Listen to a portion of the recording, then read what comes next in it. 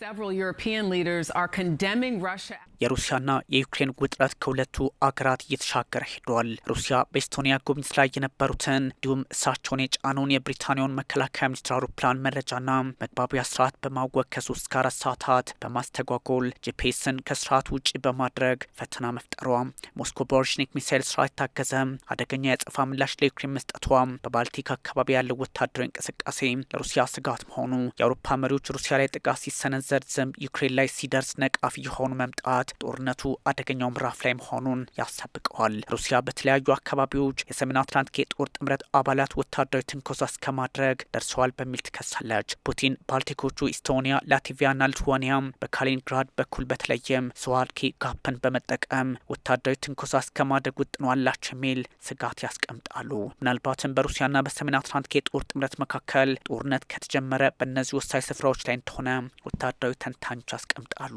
ስዋልኪ ጋፕ 65 ኪሎ ሜትር ርዝማኔ ያላት በፖላንድና ሊትዋኒያ መካከል የምትገኝ ኔቶ ምናልባትም ከተጠቃው አንደኛዋ አደገኛዋ መስመሬ ናት በሚል ስም የሰጣትም ናት። ብቸኛዋ የየብስ መተላለፊያ ማለትም ኢስቶኒያን፣ ላትቪያና ሊትዋኒያን ከፖላንድና በዛውም ከሌሎች የኔቶ አባላት ጋር የምታገናኝ ናት። ሩሲያና ቤላሩስ በካሊኒንግራድ በኩል ወታደራዊ ጥቃት በኔቶ ላይ ለመፈጸም ቁልፍ ተደርጋም ትወሰዳለች። ለዚህም ነው ሰሞነኛው የባልቲኮች እንቅስቃሴ ለሞስኮ ስጋት የሆነ እነ ፑቲን በመንግስታቱ ድርጅት ሳይቀር ጎረቤቶቻችን ረፉ የሚያድናቸው የለም የሚሉት። 100 ጊዜ ብየዋለሁ። ከአውሮፓ ጋር መዋጋት አንፈልግም። ነገር ግን አውሮፓ ከፈለገውና ከጀመረው እኛ ዝግጁ ነን። በአሁኑ ሰዓት በዚህ ላይ ጥያቄ የለውም። ግን ጥያቄው አውሮፓ ጦርነቱን ከጀመረውና ካወጀው ነው የምላችሁ። ምክንያቱም ዩክሬን አይደሉም።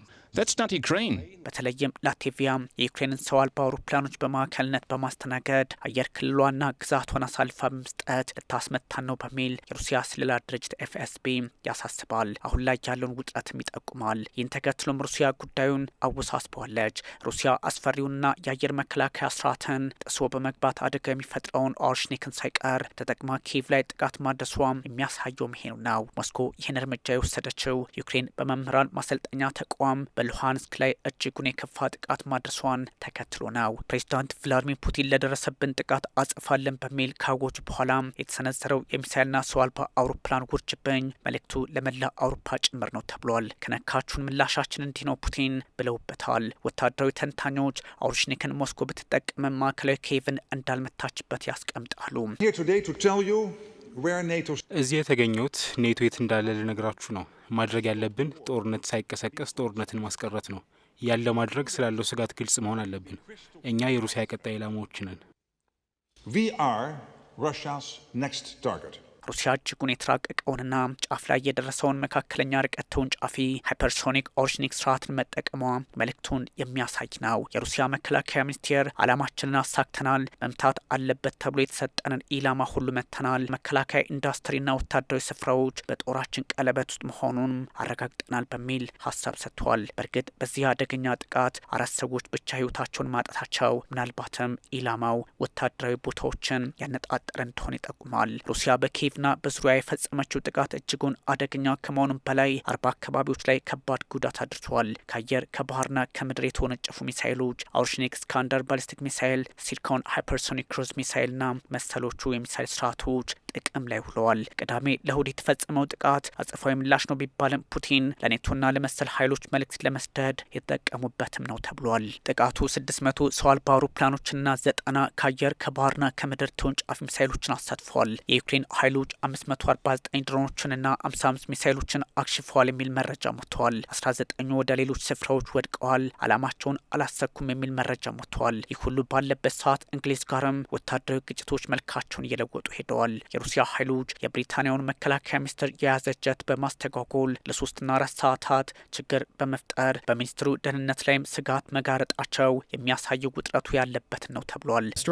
ጥቃቱ ከባድ ነው። 90 የተለያዩ ሚሳይሎችን 36 ባላስቲኮችን ጨምሮ ጥቅም ላይ ውሏል። 600 ድሮኖችም። እንዳለመታደል ሁሉ ባላስቲክ ሚሳይሎች አልከሸፉም። አብዛኛው ጥቃት ወደ ኪየቭ ያነጣጠሩ ናቸው። የሩሲያ ጥቃት ዋነኛ ኢላማም ይሄው ነበር።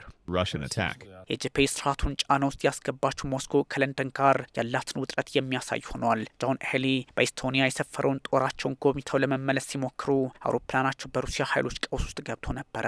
የሳተላይት ሲግናሉ ስራውን አቁሞ እንደነበረም የዴይሊ ሜል መረጃ ያመለክታል። አብራሪዎቹ ለችግር ጊዜ ጥቅም ላይ የሚውለውን ስርዓት ለመጠቀም ተገደዋል። ስልኮች፣ ላፕቶፖችና ሌሎች የኤሌክትሮኒክ ስርዓቶች ኢንተርኔትን ማግኘት እንዳልቻሉም ታውቋል።